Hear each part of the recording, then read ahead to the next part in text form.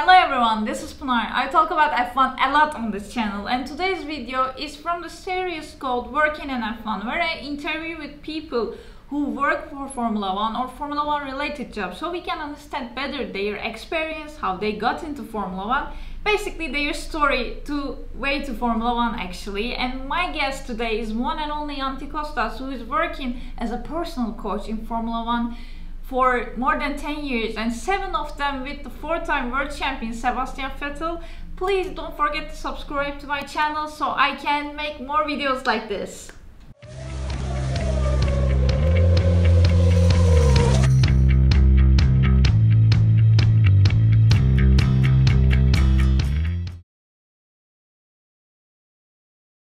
Hello Antti, welcome to my channel. It's a very excited date for me to have you here. How are you first? Thank you, Pinar. Very nice to be here. Thanks for inviting me to join your YouTube channel. Yeah, I'm really well. Greetings from Switzerland. Here's a sunny day. Was just for a run just before, and yeah, feeling good. Happy to be here. Yeah, cool. Thank you for joining again. And first, you are working for Formula 1 since 2011, as I know. It's been a long run, and you're working as a PT. But we heard lots of about like this PT's personal coach, or I think we get used to this kind of supporting terminology with Instagram, and with sports centers are growing and growing. At least it's growing in Turkey. So what do you think about, like, what is your job in fundamental as a physiotherapist, or you want to be called a personal trainer, personal coach? Can you deep dive about that? How does it feel like to be a PT or physiotherapist for a personal athlete? So yeah, I think the problem is that there's far too many titles nowadays. Everybody gets confused with what people really do. So actually, another problem is that in F1, everybody in sort of my position who works for the driver is called a physio, even though a lot of them are not actually physios. So I'm also one of them. So I'm not a physio by training. My training is actually, I have a bachelor in sports science, and then a master in sports management, and then another master in strength and conditioning. So I'm approaching everything from a little bit that direction. But then to make things a bit more complicated, I would say my work title is then performance coach or F1 coach, or whichever then works best. But what does that then mean? I think the best way to explain it is that if we say that the engineers are the ones who are trying to bring the car to the weekend at the best possible shape. They've done all the research, they've done the development work, and they bring the car there in the best setup, rooted for that track, for that kind of circumstances. And then during the weekend, they try to optimize that car to be at its best. And then you can turn this around for my job. Then my job is then to look at the athlete and try to make sure that the athlete comes to the race weekend as prepared as possible. So doing everything from that includes training, recovery, understanding load, health, all kinds of things in the background like this that needs to be thought about. And then on the weekend, then my job is more to then support the athlete and the engineer to find the best fit between the sort of match the car to the driver and be there to support both the engineer and the driver on this task. So I think that's like sort of an overview of the job. And then, yeah, there's many things you can go really deep on. As I said, my greatest strength is on the training side. So this is where I spend most of my time on. And then I have a number of specialists I can call and consult on if I need any help on the other performance areas to get the best performance possible for my client. Yeah, so as I understand, like, your job is full-time job because you have to keep the athlete on the best level as possible at any time, except maybe the winter break, I guess. Yeah, luckily I have also a little bit of time off in December then, but yeah, it's a full-time job. So it's not just the races. I also work in between the races, and that's actually when most of my work happens. So it's all about getting recovering from the race and then making sure we are as prepared as possible for the next race and doing the work in between at home. That's the main place. Yeah. I want to go into more F1 parts of it, actually. I know you played football for a while for Finland's national team, I guess, for the youngest team.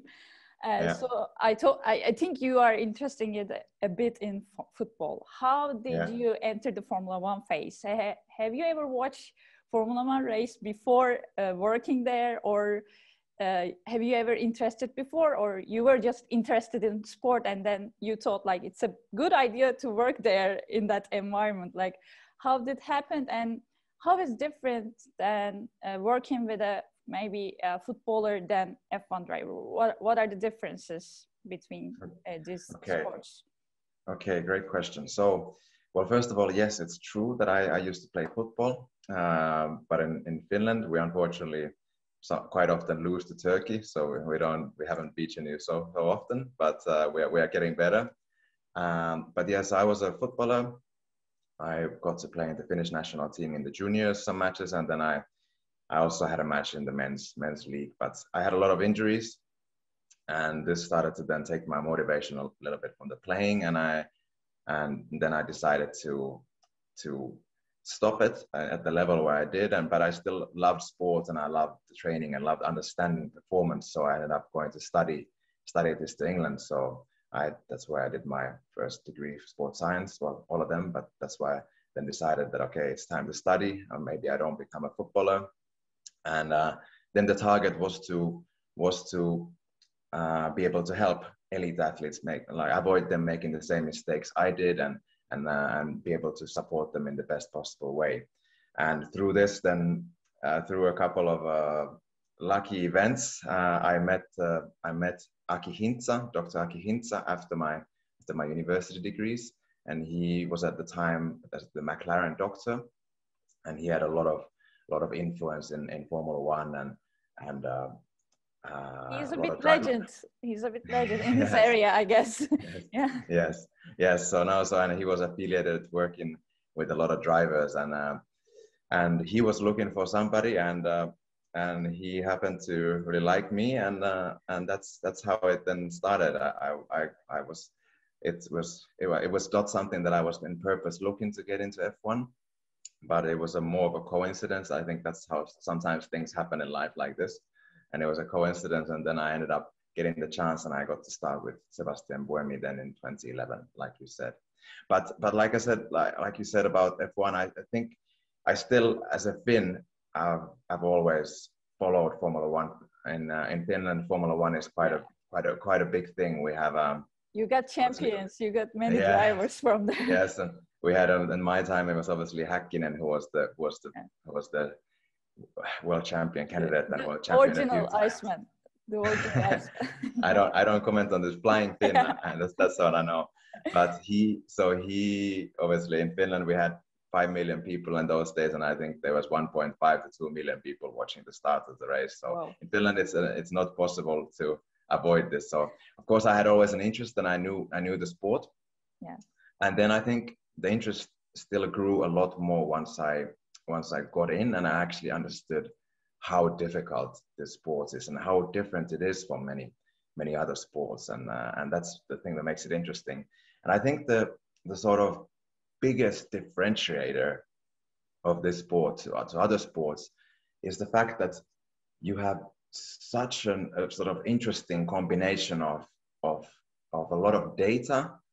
And then, so you have to make sense of a lot of information and then turn that into a sort of flow action in just 2 days. So, and then on top of this, the sort of margin on a qualifying is decided by a tenth or less than that. So I think the example I like to often give when I talk about this is that I would encourage you to, or any listener to put themselves at their home door. So imagine themselves at their home door and imagine a route that they take on a regular basis. So this could be something that's to your gym or to your supermarket or to your work or anything like this, which is, say, a round trip from your home to the place is about 3 kilometers and then back the same way, or a round trip. So you have this 5 or 6 kilometer loop, and you are now standing in front of your home door. And then the first thing you have to look is, imagine yourself there and think, okay, which way am I going? Am I going left or right? And then what is the road looking like? Is the road, is it straight, or is it a little bit bent, so one way or the other? What is the asphalt like? Are there some bumps? And okay, when is the first corner? Do you see until the first corner? And then you start approaching the corner and you start thinking, okay, how much speed do I have here? Where would the braking point be? What is the braking area like? Are there any bumps on the braking area that I have to know about? What is the gear I should be using here? What are the controls? What about the brake balance or engine braking? What should I be using here to optimize this corner? What about then the middle of the corner? How is the curb there? Can I ride the curb, or is it going to be bad for the front wing or something? Is something going to break? Where are the track limits? And then what about the exit? What is happening there? So how wide can I run? Is there gravel on the side? Is there camber on the track, so it's leaning one direction or the other? And that's just one corner. So you're in the middle of that corner, and then you, after that, you look, okay, where's the next corner? How should I line this exit so that I can rearrange myself for the next one? And how do all the things happening in between? Yeah. And then imagine that you're doing that for your whole lap to your work and back, which might be in 20 corners or something. Yeah. And then that's what you're doing on Thursday. So that's the level of thinking that you go into. And then on top, on Friday, you bring in the car, which is something, which is again a new element. Maybe the car behaves in a way that you cannot do these things the way you would normally do them. And then it adds a complete different dimension. And then you think that's Thursday, Friday. And by Saturday, you have automated all of that. And when you're racing on the car, you're almost in a subconscious state, because you cannot be thinking about these small details. They have to happen automatically. If you're thinking about them, you're already too late, and you'll mess up the performance.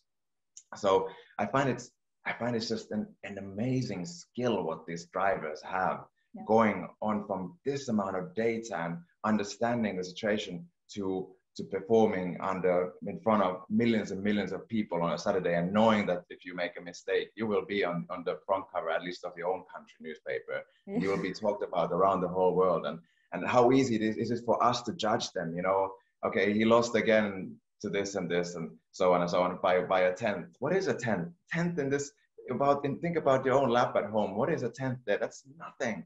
It's absolutely nothing. So I think this is something that's difficult to grasp sometimes, how much work goes into preparation and then data, and then bringing that into something that you're sort of not even thinking, it just happens.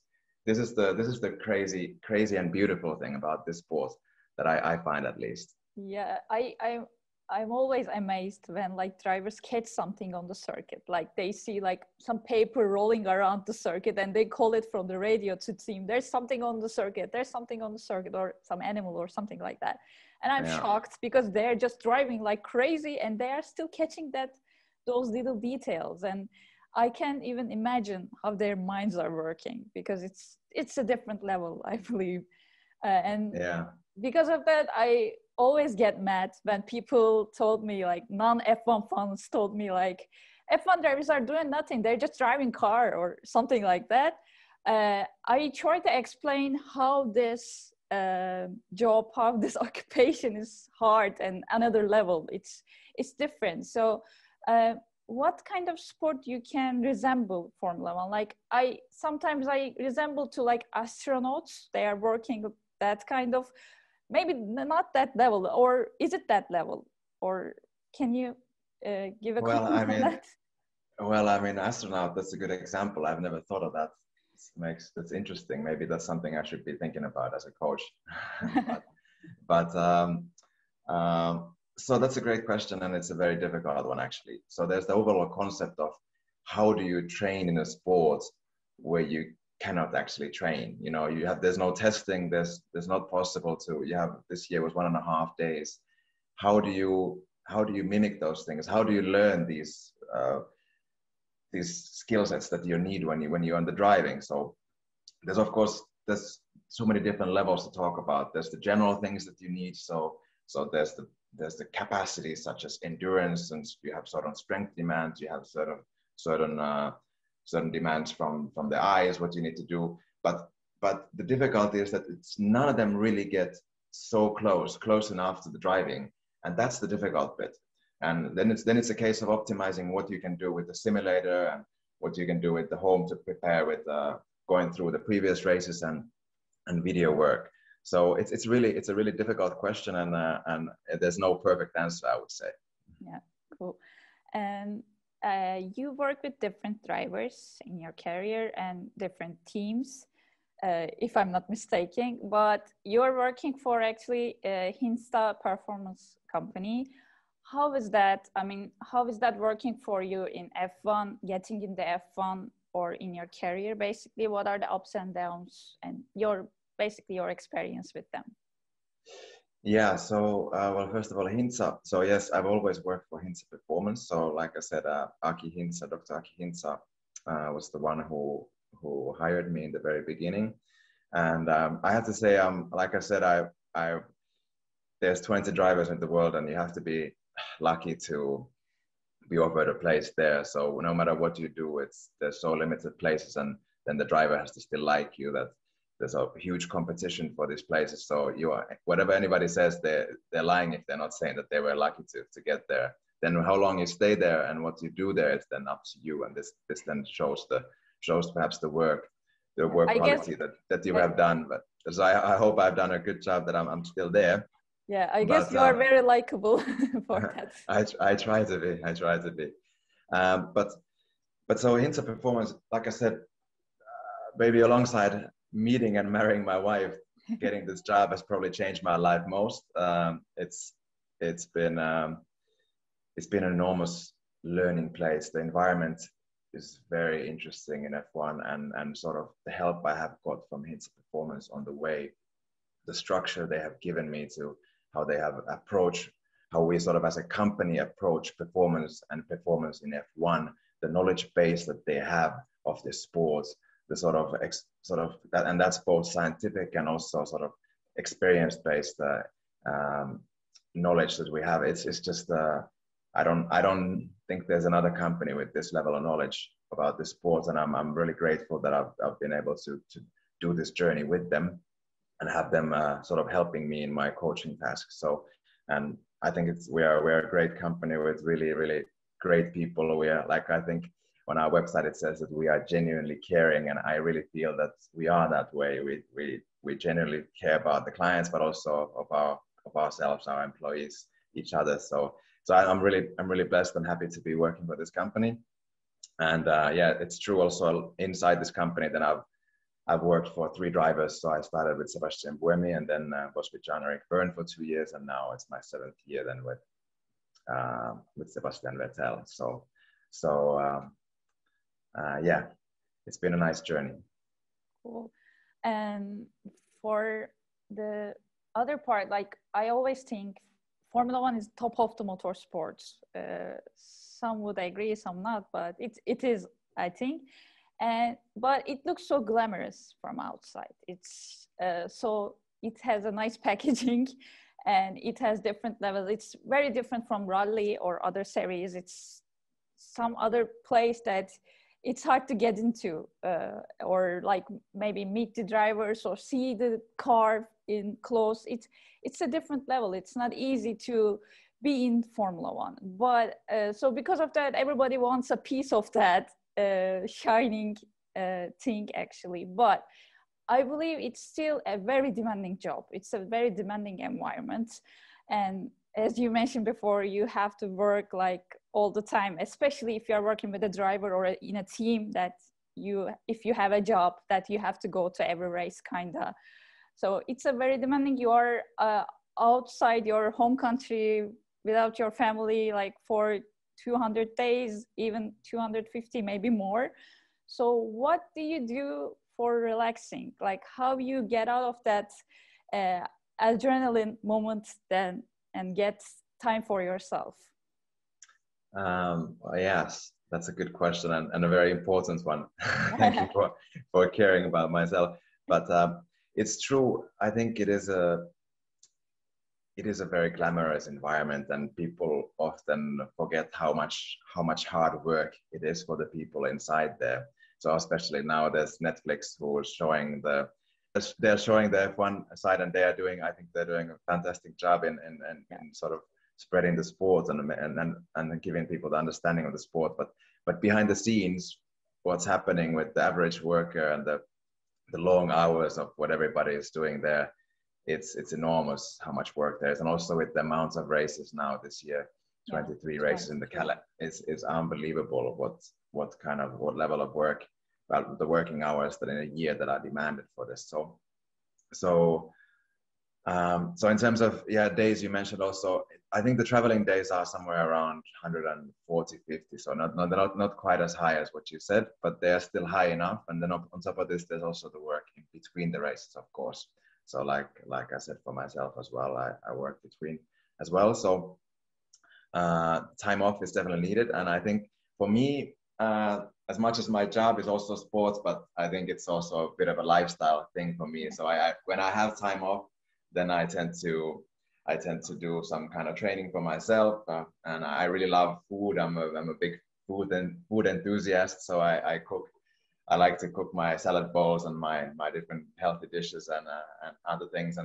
And then it's trying to find time with some good friends and my wife, do some nice things and go to the nature. I mean, I'm blessed here in Switzerland. We have in this region, we have such beautiful mountains and lakes and many different things to do. So I really love going up the mountain in the winter with skis, and then the summer with mountain bikes to explore and get some fresh air. You know, when you travel the whole year, then it's nice to go to somewhere where it's a bit more calm when you're at home. So yeah, these are the sort of things that I try to do. They're quite normal things, but I think these are the things that I enjoy, and I think that's what one has to do. They have to do the things that you enjoy when you have a chance, so you really relax, put your mind at ease.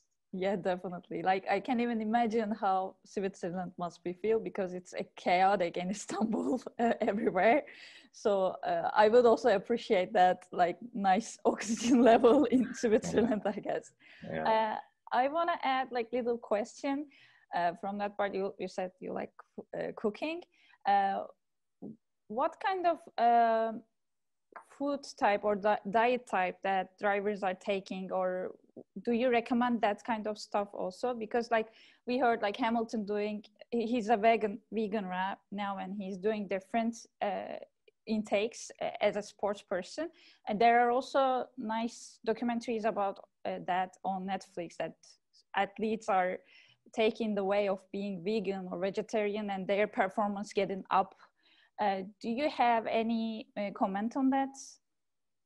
Yeah, well, I don't want to comment on another driver, what they do. I think it's their own decision then, and if they get performance, that's great for them. I think the sort of interesting and important thing to realize about nutrition is that we are all wired a bit differently, and I think there is no one perfect diet for all of us. And if somebody works well as a vegan, perfect. If somebody works really well as taking a lot of meat, great. If somebody really needs a lot of carbohydrates, great. And whatever the mixture between any of those things and fats in the mix, I think the thing to realize is that there is no one perfect thing.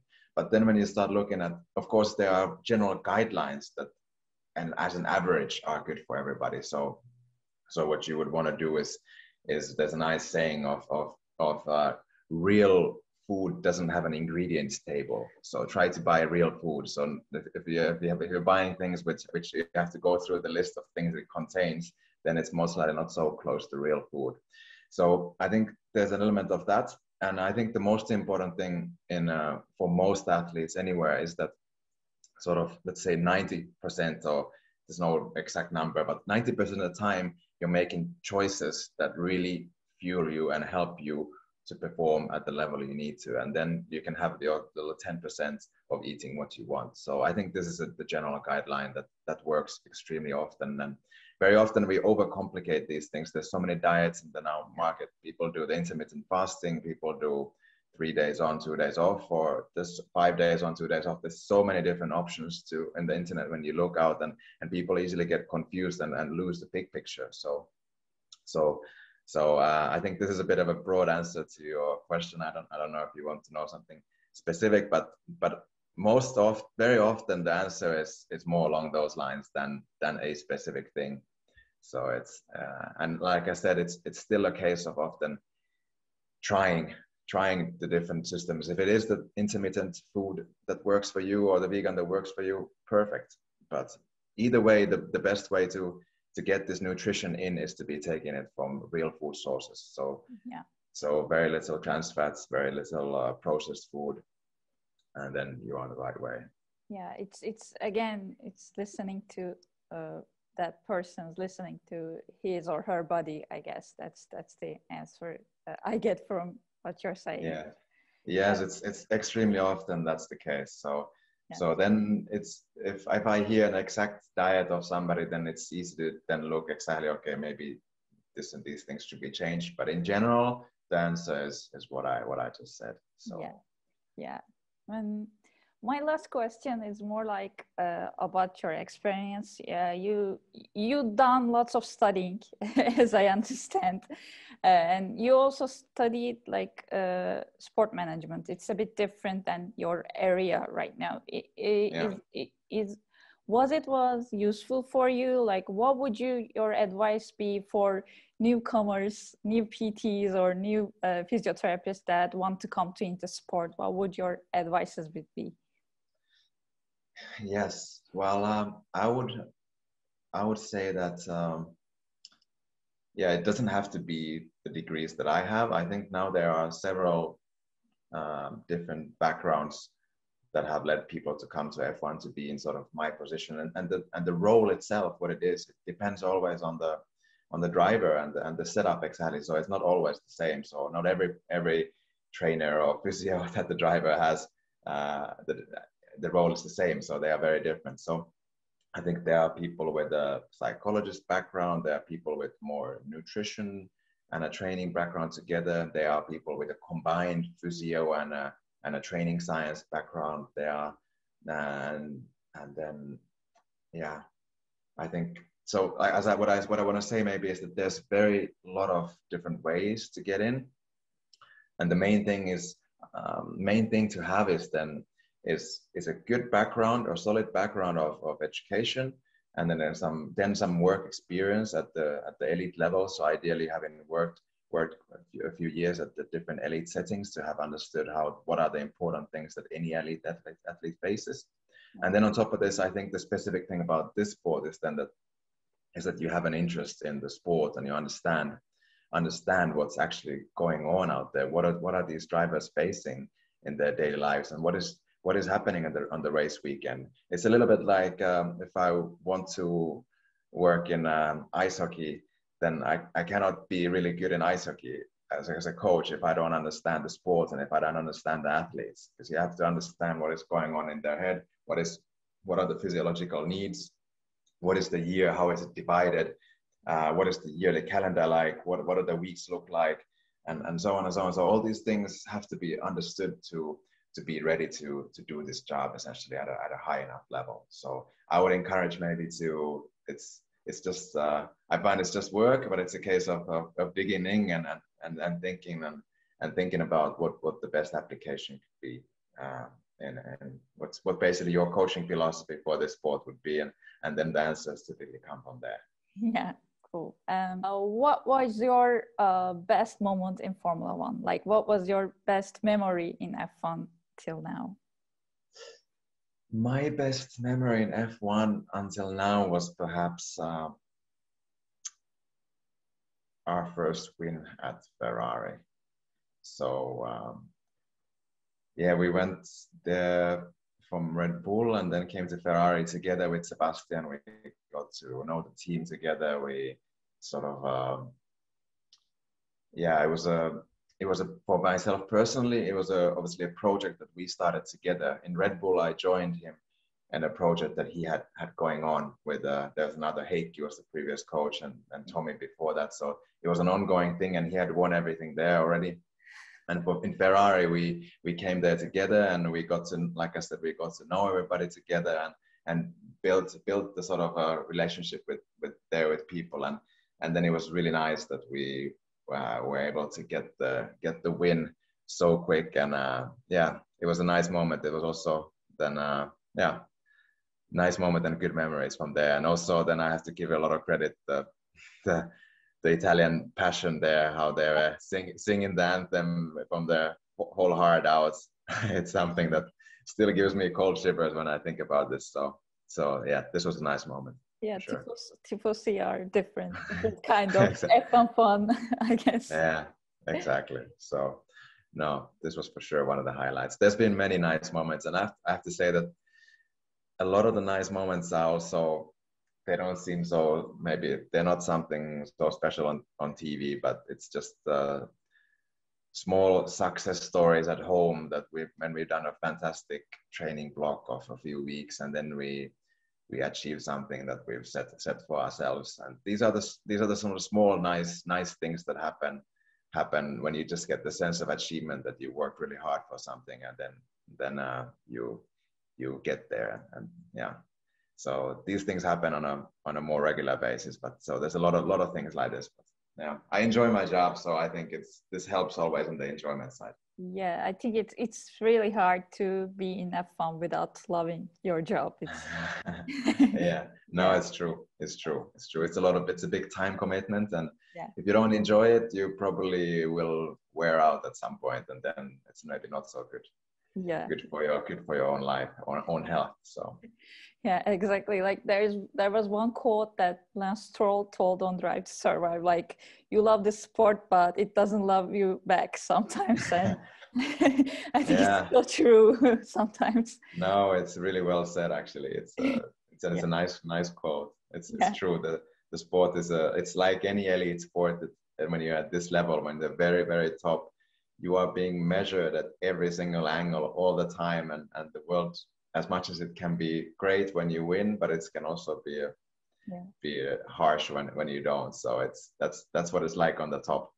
but it's, you have to take it with the pros and cons. So yeah, exactly. Like that's the good side, or of course there will be like bad downsides of it, but still you love the sport, so you keep going and not give up about it. And thank you so much for today, Antti. I really enjoyed this talk. It was a different angle for me. Like there was like some thoughts in my mind about what you are doing, what's your title, but this talk like bring up lots of different angles for me. It was really nice to talk to you. Hope you enjoy it too. Yes, it was very nice. Thanks so much. No, thanks for inviting me. And yeah, it was nice to talk to you. I enjoyed it.